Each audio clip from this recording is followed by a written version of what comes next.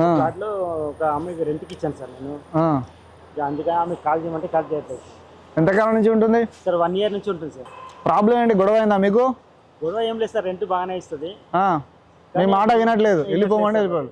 మీరు ఎందుకు కాల్ చేయమంటున్నారు మరి? విచారం చేస్తుంది సార్.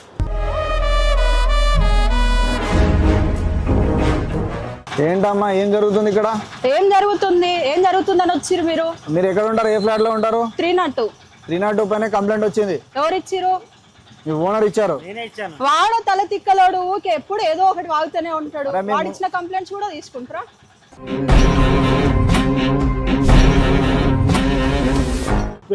ఎంక్వైరీ చేస్తే అప్పుడు నాకు తెలిసింది. అందుకని నేను ఎస్ఐ వాళ్ళకు ఫోన్ చేశాను. నేను ఎస్ఐ ఏముంది, వాళ్ళ సిఐఏ నాకు తెలుసు. నేను ఆఫ్టర్ ఆల్ ఎస్ఐ.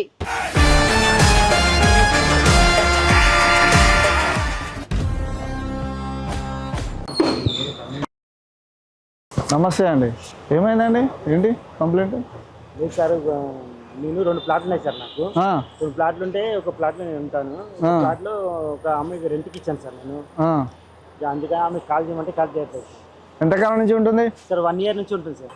ప్రాబ్లం ఏంటి? గొడవ అయిందా మీకు? గొడవ ఏం లేదు సార్, రెంట్ బాగానే ఇస్తుంది. మీ మాట వినట్లేదు, వెళ్ళిపోమంటే వెళ్ళిపోవాలి. మీరు ఎందుకు కాల్ చేయమంటున్నారు మరి? విచారం చేస్తుంది సార్.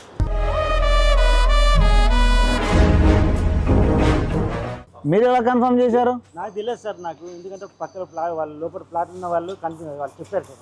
సరే, ఆ ఫ్లాట్ నెంబర్ ఎంత? 103 సార్. రాజు గారు 103 ఒకసారి పిలిపించండి. వాళ్ళు ఎవరు? మీకు ఎంతకాలంగా డౌట్ ఉంది? నాకు రీసెంట్గా ఇప్పుడు 2 months నుంచి తెలిసింది సార్. నాకు నేను నమ్మలేకుండా నేను ఒకసారి ఎంక్వైరీ చేశాను. నేను చేశాను, నిజమే సార్. రాత్రి 12 గంటలకు అట్లా వస్తుంది సార్. సీసీ ఫుటేజ్లు ఉన్నాయా? ఉన్నాయి సార్. ఎవిడెన్స్ ఉందా ఏమన్నా? ఉన్నాయి సార్. నమస్తే అండి, మీరు ఇక్కడే ఉంటారా? ఇక్కడే ఉంటాను సార్. ఏంటమ్మా, ఏం జరుగుతుంది ఇక్కడ? ఏం జరుగుతుందని వచ్చిరు మీరు? మీరు ఎక్కడ ఉంటారు? ఏ ఫ్లాట్ లో ఉంటారు? 302 పైన కంప్లైంట్ వచ్చింది. ఎవరు ఇచ్చిరు? మీ ఓనర్ ఇచ్చారు. నేనే ఇచ్చాను. వాడు తల తిక్కలోడు, ఊకే ఎప్పుడు ఏదో ఒకటి వాగుతూనే ఉంటాడు. వాడు ఇచ్చిన కంప్లైంట్స్ కూడా తీసుకుంటారా?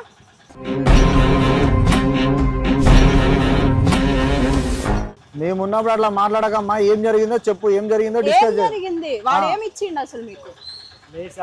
రాత్రి 12 గంటలకు వస్తుంది ఆమె. అవును, నాకు పని ఉంటా సార్. నేను కాదమ్మా, ఇక్కడ న్యూస్ ఏం చేస్తున్నావంట? ఎవరు చెప్పారు మీకు? ఆయనే కంప్లైంట్ ఇచ్చాడు. ఏమని ఇచ్చినా? దండం పెడతాను సార్తో మాట్లాడు. ఇప్పుడు వాళ్ళ ముందు దండం పెడుతున్నాను. అడిగినంత రెంట్ నేను ఇయ్యట్లే. లేదని ఎవరన్నారు? ఇస్తున్నారు. మరి నువ్వు కంప్లైంట్ ఏమని ఇచ్చినావు? నా ఫ్రెండ్స్ ఇటు చూడమ్మా, నాతో మాట్లాడు. 11 o'clock క్లోజ్ అంట గేట్. మీరు 11 తర్వాత 1 o'clock మూవింగ్ ఉందంట మీ ఇంటికి. ఏంటది? అవును, వస్తాను సార్.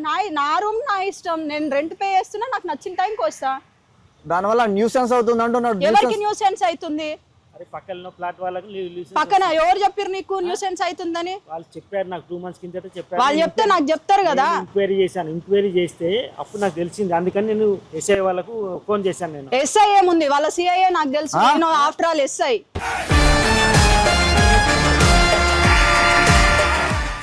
ఏం మాట్లాడుతున్నావు? నీకు దండం చేసేతో మాట్లాడండి. మాట్లాడతా. ఏంది నువ్వేంది నువ్వు? మళ్ళా మీరు లేడీస్ కాబట్టి నేను రెస్పెక్ట్ ఇస్తున్నాను. సైలెంట్ గా మీరు రెస్పెక్ట్ ఇచ్చి మాట్లాడండి.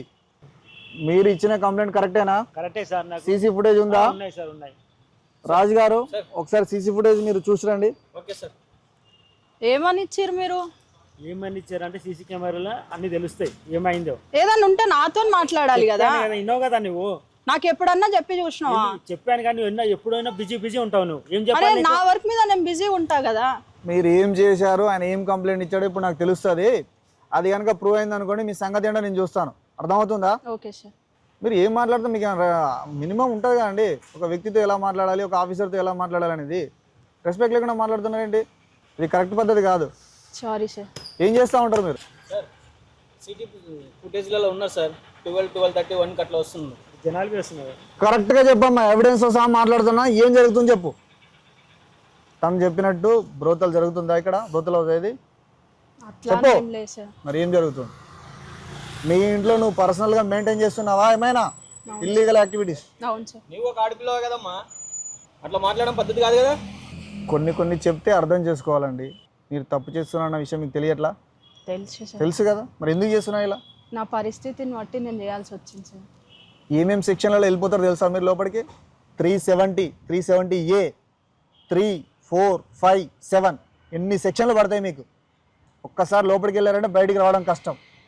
మీరు ఆడపిల్ల, సొసైటీలో ఎలా బ్రతుకుతారమ్మా? చేసేది రాంగ్ అని తెలుసు, ఒకసారి కాబట్టి ఒకసారైనా మీకు తెలుస్తుంది కదమ్మా. నా అవసరాలకు కావాలి కదా సార్. ఏం అవసరాలు మా కష్టపడవచ్చు కదా, కాలు చేతులు బాగానే ఉన్నాయి కదా. జాబ్ ఎవరు ఇస్తారు సార్? ఏమైంది మీ జాబ్కి? ఏమైంది? మీ క్వాలిఫికేషన్ ఏంటి? BCom complete sir. చక్కటి చదువు ఉంది కదమ్మా. ఇంతకుముందు ఎన్నడూ చేయలేదా జాబు? ఇంతకుముందు చేసినాను సార్, కాకపోతే ఆ పేమెంట్స్ ఏం సరిపోవట్లేదని. లేదమ్మా, ఇది రాంగ్. ఎవరికి కూడా కావాల్సినంత ధనం ఏం దొరకదమ్మా. ఎవరి ఉద్యోగంలో వాళ్ళకు కొన్ని స్ట్రగుల్స్ ఉంటాయి. జీతంలో కొంతవరకు మన అడ్జస్ట్మెంట్ కావాలి, అది మనలో ఉండాలి. అడ్జస్ట్మెంట్ అనేది మన యొక్క లగ్జరీల కోసం మన శాలరీ సరిపోవట్లేదు అంటే దానికి తగ్గట్టు చదువుకొని డెవలప్ కావాలి తప్ప ఇలాంటి యాక్టివిటీస్ చేయకూడదండి. సార్ యాక్చువల్లీ నేను ఒక అబ్బాయిని లవ్ చేసిన సార్. ఓకే. ఆయన నన్ను ఇక్కడికి రమ్మని చెప్పిండు. ఇక్కడికి వచ్చిన తర్వాత ఫోన్ స్విచ్ ఆఫ్, ఇంకా ఎత్తట్లేదు సార్. బాధపడకమ్మా, బాధపడక. ఎందుకు ఏడుస్తున్నావు? ఎమోషన్ కాకమ్మా, ఎమోషన్ కాక. మీ పేరేం పేరు? స్వాతి సార్. స్వాతి గారు, మీరు బాధపడకండి. మీరు మంచి క్వాలిఫికేషన్, మంచి డిగ్రీ ఉంది మీకు. నేను ఇప్పిస్తాను, జాబ్ ఇప్పిస్తాను. నాకు తెలిసిన పరిచయాల ద్వారా మీ క్వాలిఫికేషన్కి తగిన జాబ్ నేను ఇప్పిస్తాను. శాలరీ సరిపోవట్లేదు ఏంటంటే నా బాయ్ ఫ్రెండ్కి అవసరాల కోసం నేను ఈ పని చేశాను, ఇది ఇది రాంగ్ అమ్మ. ఇట్లాంటి ఆలోచనతో ఉండొద్దు. ఇది కరెక్ట్ కాదు. సొసైటీలో మీకంటూ ఒక డిసిగ్నేషన్ ఉన్నది, ఒక లెవెల్ ఉన్నది. ఆ విధంగానే బ్రతకండి. మీరు మనలో పైగా స్త్రీ. చూడు స్వాతి, తను పోలీస్ బాక్స్కు కాల్ చేశాడు, కంప్లైంట్ వచ్చింది. నేను ఆ కంప్లైంట్లో కనుక కేసు ఫైల్ చేస్తే 370, 370A 3, 4, 5, 7 ఇన్ని సెక్షన్ల మీద లోపలికి వెళ్ళిపోతారు. ఇక నుంచైనా ఇట్లాంటివి మానుకోండి. అర్థమవుతుందా? Okay sir. ఇమీడియట్లీ ఒక 1 వీక్ లేదా 15 డేస్లో కానీ వెళ్ళిపోండి, ఖాళీ చేసి వెళ్ళిపోండి. ఇప్పటిదిప్పుడు అంటే ఎలా ఖాళీ చేస్తాను సార్? మరి సార్ ఫోన్ లేని సార్, ఆమె పని ఆమె చేసుకుంటే తింటుంది, కరెక్ట్గా ఇస్తుంది. కానీ ఇది పద్ధతిగా ఉండమ్మా. ఇప్పుడు పద్ధతిగా ఉంటే ఏం కాదు. చూడు స్వాతి, మీ ఓనర్ గారు అంత రెస్పెక్టబుల్గా మళ్ళీ మీకు చాయిస్ ఇచ్చారు కాబట్టి అర్థం చేసుకోండి. రాజు గారు రాయండి. ఇక నుంచి నేను ఇటువంటి కార్యక్రమాలు ఎటువంటివి చేయను సార్. చట్ట వ్యతిరేకంగా ఎటువంటి యాక్టివిటీస్ నేను చేయను. నేను పూర్తిగా మారిపోతున్నాను. ఇక ముందు ఏం జరిగినా కానీ నేను రెస్పాన్సిబిలిటీగా ఉంటాను. ఇవ్వండి సిగ్నేచర్. మీరు కూడా పెట్టండి. తను పోలీస్ బాస్కు కాల్ చేశాడు. ఆన్ ది స్పాట్లో మేము ఇక్కడికి వచ్చాం. మీకు ఫస్ట్ అండ్ లాస్ట్ వార్నింగ్ ఇది. ఇంకొకసారి ఇట్లాంటి రిపీట్ కావద్దు. నాకు అర్థమవుతుందా సార్? మీరు చెప్పారు కాబట్టి మేము వచ్చాం, మళ్ళీ మీరు చెప్పారు కాబట్టి మేము ఎక్స్క్యూజ్ చేస్తున్నాం. లేదంటే ఈ పాటికి కేసు ఫైల్ చేసేసి నేను చెప్పిన సెక్షన్ల కింద ఇమీడియట్లీ అరెస్ట్ చేయొచ్చు. కానీ ఒక ఆడపిల్ల కాబట్టి మీరు వద్దు అన్నారు, నేను కూడా వద్దు అనుకుంటున్నాను.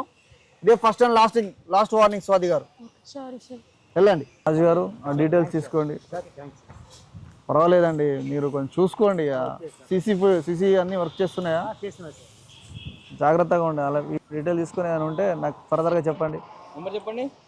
మళ్ళీ మీకు ఏదైనా చిన్న కంప్లైంట్ వచ్చినా వినండి, మీకు ఏ చిన్న కంప్లైంట్ వచ్చినా పోలీస్ బాక్స్ కంప్లైంట్ చేయండి, నేను వస్తాను. ఓకేనా? రాజ్ రండి. రైట్ అండి.